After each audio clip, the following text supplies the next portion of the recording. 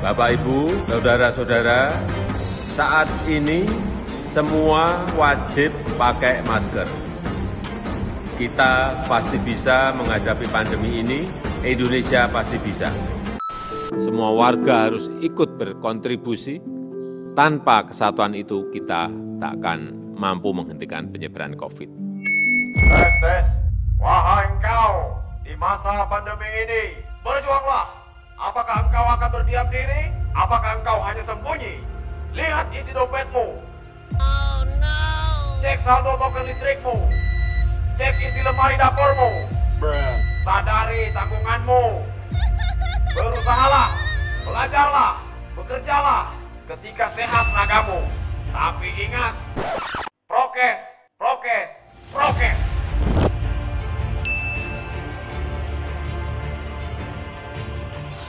Semangatlah, jangan menyerah, tetaplah teguh.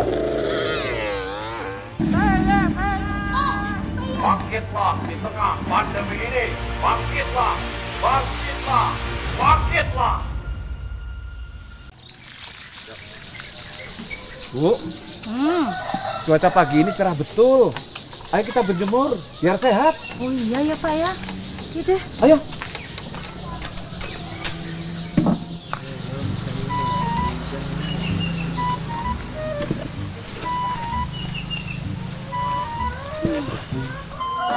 Jangan lama-lama berjemurnya. Nanti kering seperti ikan asin yang sejemur ini. Ya berjemurnya jangan seharian dong. Nanti kering kayak ikan asinmu. Matahari pagi sangat baik untuk kesehatan tubuh kita. Terlebih masa pandemi ini. Memang kalian kebal sama COVID-19. Ya udah yuk, kita ikut berjemur juga.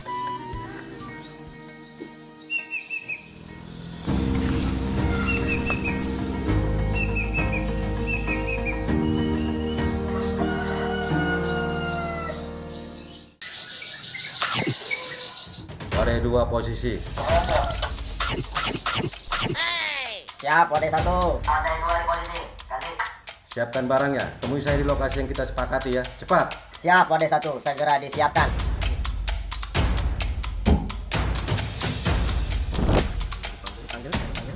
RT.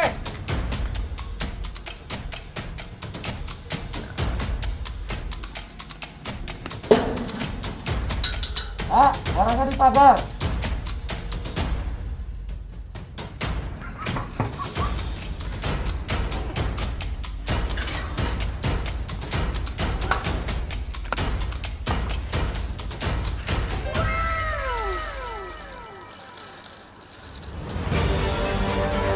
Berjuang isoman. Tidak perlu membiarkan mereka yang berjuang melawan COVID-19. Yeay!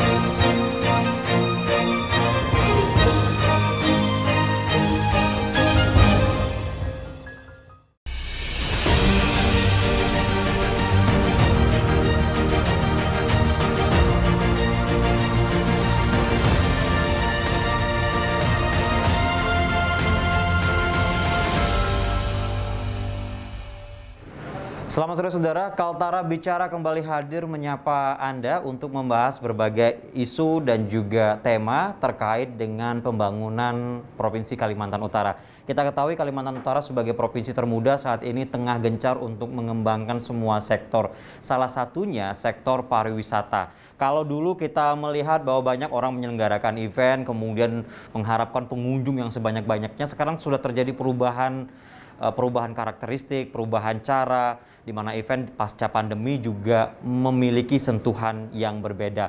Terkait dengan hal ini, pada kesempatan sore hari ini dalam Kaltara Bicara, kita akan membahas mengenai tema strategi pengembangan event daerah di Kaltara, khususnya untuk mensupport dan juga mendukung sektor pariwisata. Kami menghadirkan narasumber istimewa hari ini karena yang hadir langsung dari pusat, ya. Beliau adalah Subkoordinator Event Daerah Wilayah Sumatera Kalimantan, Kementerian Pariwisata Ekonomi Kreatif Republik Indonesia bersama dengan Bapak Joko Suharbowo. Selamat sore Pak Bowo. Selamat sore. Ya, karena sudah dipesanin ya, panggilnya bukan Pak Joko tapi panggilannya Pak Bowo.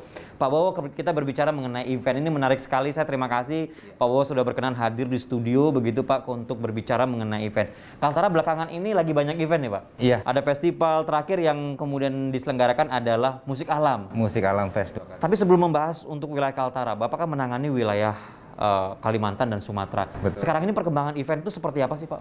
Nah, khususnya setelah pandemi ini memang ada perubahan ya, perubahan perilaku wisatawan. Otomatis kita pun untuk penyelenggaraan event kita juga mengadakan penyesuaian. Nah, salah satunya memang strategi untuk pelaksanaan event itu ada 3, yaitu ada inovasi. Iya.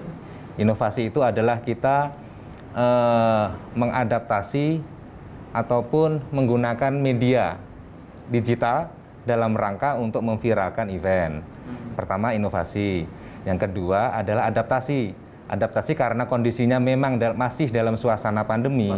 Nah makanya sebelum event misalnya dilakukan swab, terus pengaturan jarak, terus cek suhu, begitupun nanti disinfektan di lokasi ataupun di peralatan yang event digunakan.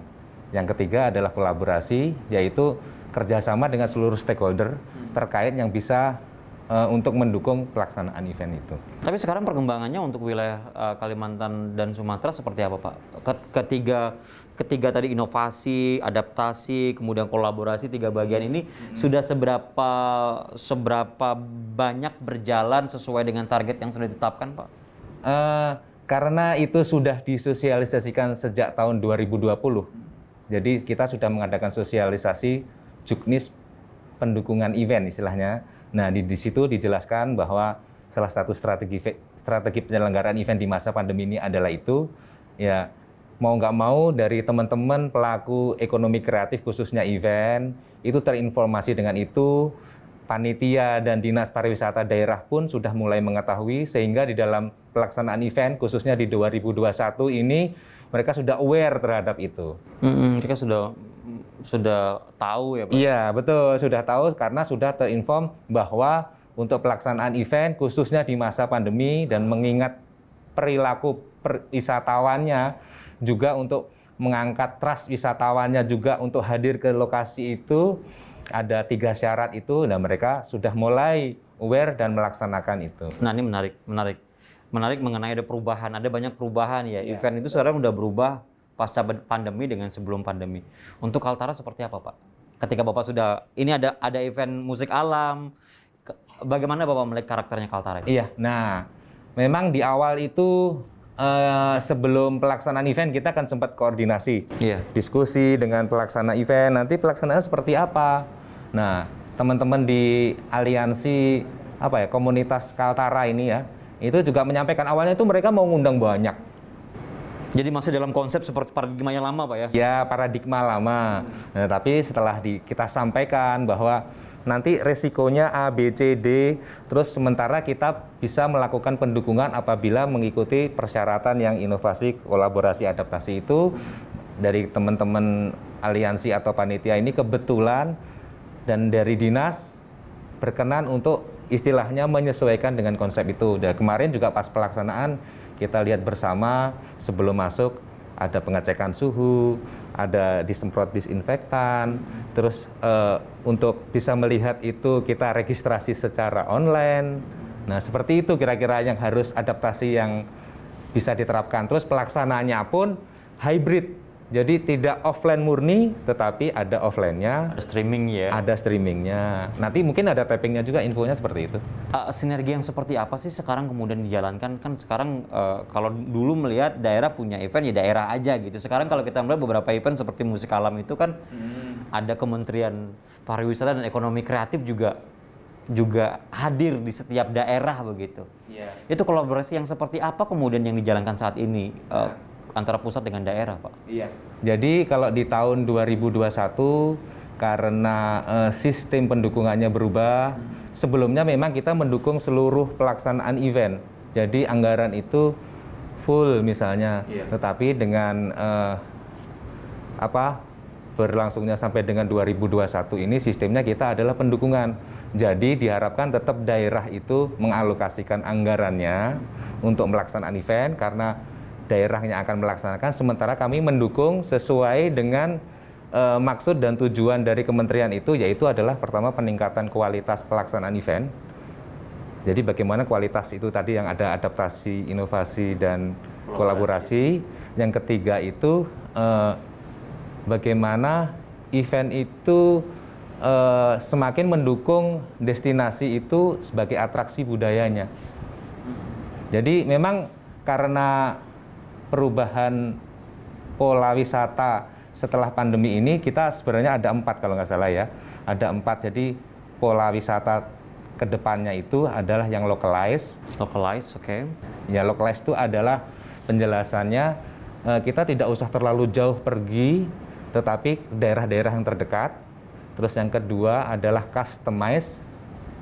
Customized itu jadi kalau dulu wisata itu semuanya harus ada, tapi sekarang jadi lebih spesifik. Jadi misalnya suka sepedaan, misalnya suka musik, khusus musik. Jadi nggak digabung gitu. Itu khusus di pasca pandemi? Pasca pandemi, betul. Nah, karena trennya seperti itu.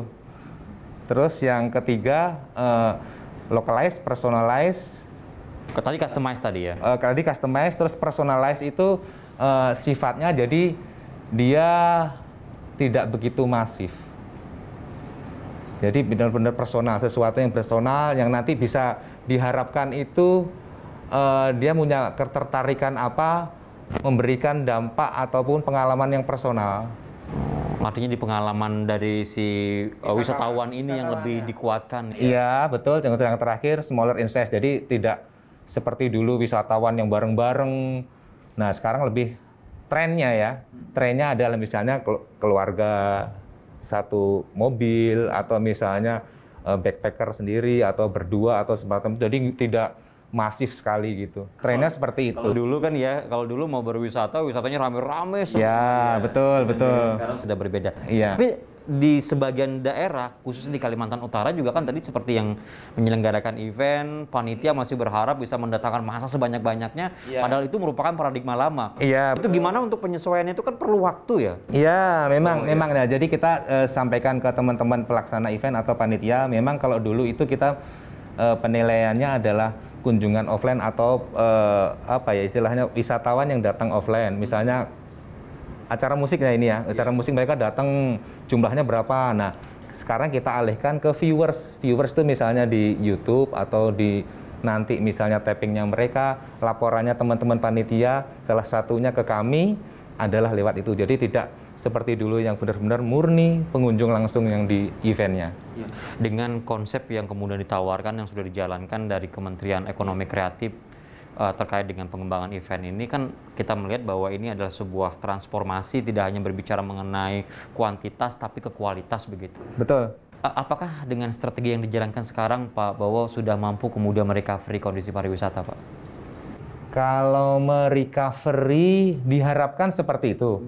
Tetapi memang karena trennya wisatawan itu karena kemarin gejolak pandemi itu, salah satu fokus pengembangan pariwisata adalah sustainability tourism-nya sama quality tourism. Itu yang sekarang digencarkan. Kalau dulu kan berhenti sampai dengan misalnya datang. Nah, gimana caranya mengembangkan supaya wisatawan itu balik lagi ke situ. Terus dalam rangka kesadaran untuk menjaga alam lingkungan serta pelestarian budayanya ada. Terus yang quality tourism tadi misalnya dengan wisatawan kalau dulu jumlahnya saja yang dihitung, tapi sekarang misalnya lebih penilaiannya ke misalnya adalah memperpanjang length of stay, spending money-nya di lokasi. Nah, seperti nilai-nilai seperti itu. Karena tadi ada sentuhan personalize-nya, Betul. customize-nya begitu. Betul. Jadi tidak semata-mata jumlah kunjungannya saja. Jadi lebih Kalau Pak Bowo melihat karakteristik Kalimantan Utara sebagai provinsi yang baru 9 tahun, kemudian tantangannya masih cukup besar, melengkapi akses infrastruktur, penyiapan sumber daya manusia, dengan konsep yang ada sekarang seperti apa Pak Bowo? Nah, memang setidaknya dari Provinsi Kalimantan Utara ini diharapkan dengan adanya kita sosialisasi informasi seperti ini, terus kita juga koordinasi dengan dinas, dengan teman-teman Asita di sini dan sebagainya yang untuk stakeholder pariwisata, setidaknya dalam masa develop ini ya, mereka itu sudah aware terhadap hal-hal ini. Jadi setidaknya sinkron nanti perkembangannya dengan daerah lain. Sama seperti itu. Jadi kalau misalnya pola lama, yang paradigma lama, yang konvensional, yang besar-besaran itu kita ganti bagaimana dengan misalnya destinasinya ini diperbaiki, daya tariknya dikuatkan. Nah, jadi tidak harus yang masif, tetapi memang benar-benar spesialisasi. Seperti itu kurang lebihnya. Posisi kan Pak Bowo menangani untuk wilayah Kalimantan dan Sumatera Pak ya. Saya jadi pengen tahu juga mengkomparasi sebenarnya Pak ya. Kalau melihat Kaltara dengan daerah lain di Sumatera dan di Pulau Kalimantan, bagaimana posisinya Pak untuk pengembangan eventnya saat ini Pak? Sebenarnya kalau pengembangan event itu, kalau selama ini saya melihat semua daerah itu mempunyai potensi yang sama ya, maksudnya untuk bersaing, untuk menarik wisatawan. Tinggal bagaimana dari masing-masing panitia atau penyelenggara event itu mampu memberikan nilai khas yang memang benar-benar mengangkat nilai lokalitas plus yang sekarang nilai-nilai adaptasi, inovasi, dan kolaborasi itu. Sebenarnya sama, potensinya sama semua. Tinggal misalnya karena keterbukaan informasi, ya itu yang menurut kami yang sebaiknya diangkat. Tidak ada bedanya, cuma kalau masalah itu tadi yang disampaikan infrastruktur, nah segala macam itu nilai kesekian ya menurut kami karena memang itu mau nggak mau itu harus setahap nanti diselesaikan pengembangannya. Nah, tapi khusus untuk karena saya event, semua berpotensi untuk maju bersama sih Pak. Yang terakhir yang sudah ditangani kolaborasi bersama dengan Kementerian Ekonomi Kreatif berarti baru Musik Alam Pak ya yang sekarang di Kaltara. Iya. Jadi kebetulan Kaltara ini tahun 2021 ini Musik Alam Fest masuk ke dalam Karisma Event Nusantara. Kalau sebelumnya kita bersama kenalnya Calendar of Event, nah per 2021 ini sesuai dengan kebijakan kementerian untuk peningkatan kualitas eventnya, judulnya diganti Karisma Event Nusantara dan Musik Alam Fest masuk ke Karisma Event Nusantara skala reguler. Skala reguler Pak ya. Betul. Apa evaluasi yang dilihat ketika mengunjungi ke Kaltara untuk salah satunya Musik Alam Pak? Apa tantangan yang ke depan akan harusnya dipersiapkan lagi untuk membenahi ataupun juga meningkatkan gitu? Iya, paling memang tantangan di semua daerah saat ini adalah khususnya untuk migrasi dari konvensional ke digital ya. Untuk jadi yang dulunya benar-benar offline terus sekarang hybrid, yaitu memang koneksi jaringan ya gitu ya, itu kadang-kadang seperti itu. Terus peralatan untuk misalnya mau nggak mau sekarang jadi masyarakat luas itu menilai hasil ini juga dari lewat YouTube-nya, rekamannya, viewersnya komen, apakah soundnya bagaimana, karena terkait dengan misalnya musik ya. Nah itu yang kira-kira yang mungkin selanjutnya itu mendapat perhatian.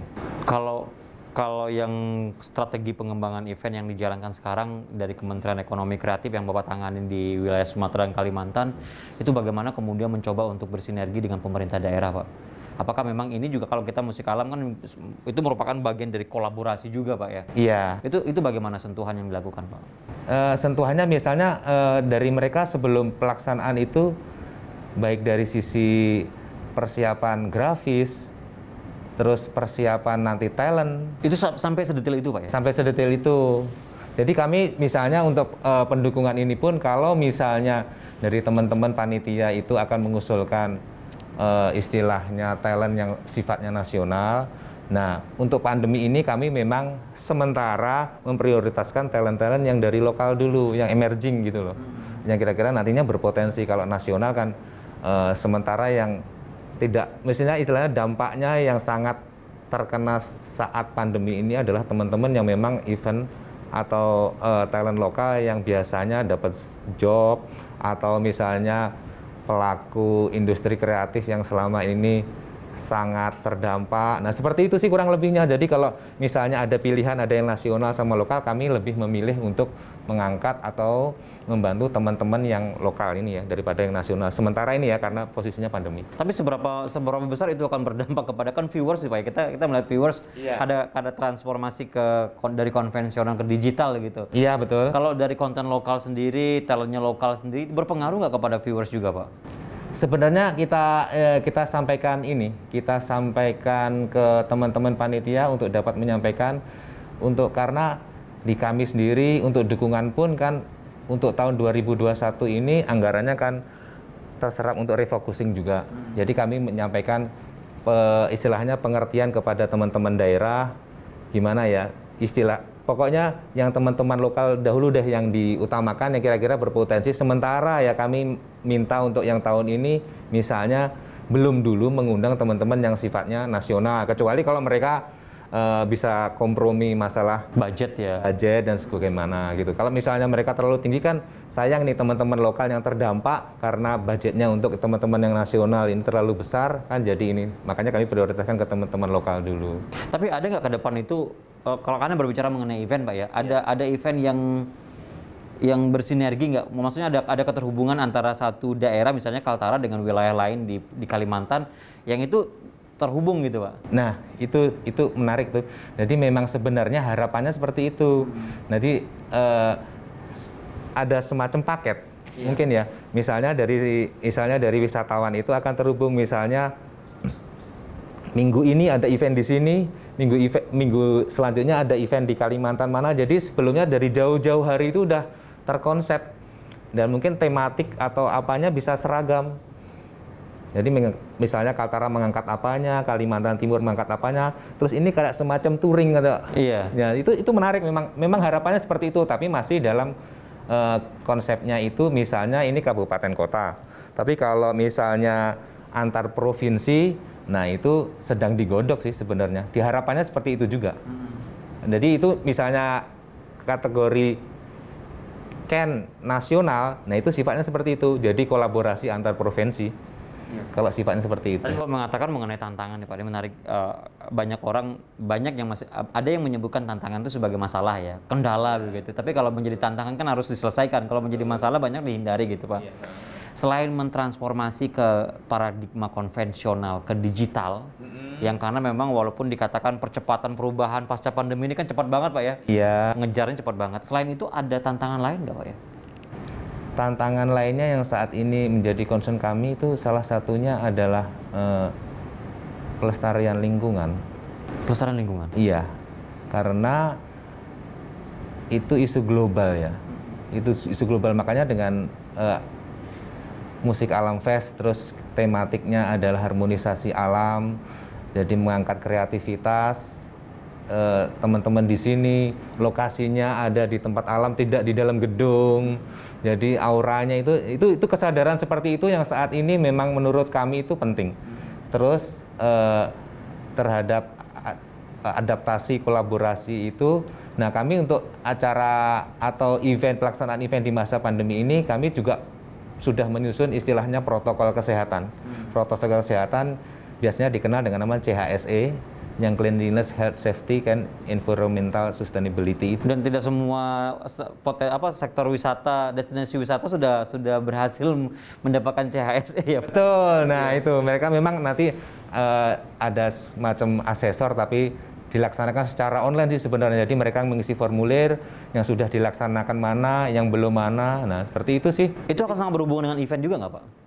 Untuk event juga ada, tetapi tidak serigid misalnya untuk hotel, untuk tempat wisata dan sebagainya. Tadi Bapak menyinggung mengenai alam ya Pak ya? Iya. Saya ingin menanyakan juga, apakah memang selama ini sektor pariwisata itu juga bersinggungan langsung dengan kelestarian lingkungan ya. Banyak kita melihat informasi bahwa ketika satu daerah sudah kemudian sangat populer destinasi wisatanya, banyak yang berkunjung ke sana, tiba-tiba alamnya rusak begitu. Betul, betul. Nah, sebenarnya dari awal untuk misalnya daerah-daerah yang memang bersinggungan ya atau relate banget dengan isu alam, itu sejak dari awal sebenarnya memang ada semacam kuota misalnya untuk candi, untuk bangunan bersejarah. Nah, itu ada kuota, tidak semata-mata karena kita ingin mengejar jumlah pengunjung makanya bisa dimasukkan semuanya. Tetap ada kuota sehingga tetap untuk nanti kelestarian alamnya itu tetap terjaga. Termasuk dalam penyelenggaraan event juga diatur. Masuk dalam penyelenggaraan event, betul. Ya, Pak, apa yang sekarang disosialisasikan untuk penyelenggaraan event selanjutnya, Pak? Ini juga sebagai closing statement mungkin, Pak, ya, biar masyarakat juga tahu ketika masyarakat kan tadi di sini ada kolaborasi ya. Iya. Artinya semua bagian elemen bisa kemudian mengumpulkan untuk berkolaborasi untuk membuat sebuah event. Iya. Apa yang harus dipahami ketika masyarakat ingin membuat event dan kemudian ingin berkolaborasi mendapat dukungan dari Kementerian Ekonomi dan Kreatif? Oh, baik. Yang pertama itu adalah istilahnya keyakinan bersama untuk bangkit di masa pandemi ini setelah semuanya saat ini mulai turun segala macam. Kita sama-sama pertama jaga protokol kesehatan, yang kedua kita tetap optimis untuk bangkit, yang selanjutnya adalah kita jangan sampai macet untuk berinovasi dan berkreasi. Itu aja sih prinsipnya, ada 3 itu. Ketika itu dilaksanakan semuanya akan bisa berjalan dengan baik ya, Pak. Insya Allah, insya Allah. Baik. Pak Joko Sumarbowo, terima kasih sudah hadir di studio TVRI Kalimantan Utara. Sama-sama. Semoga selanjutnya juga masih punya kesempatan ketika berkunjung Kalimantan Utara kita ngobrol lagi. Amin. Event yang lebih besar lagi di Kalimantan Utara. Siap. Sekali lagi terima kasih Pak Bowo. Dan saudara, demikian perbincangan kita dalam Kaltara Bicara hari ini, berbicara mengenai strategi pengembangan event khususnya untuk mensupport sektor pariwisata yang ada di Kalimantan Utara. Akhirnya saya Madi Kertayasa mewakili seluruh kerabat kerja yang bertugas pamit undur diri. Selamat sore dan sampai jumpa.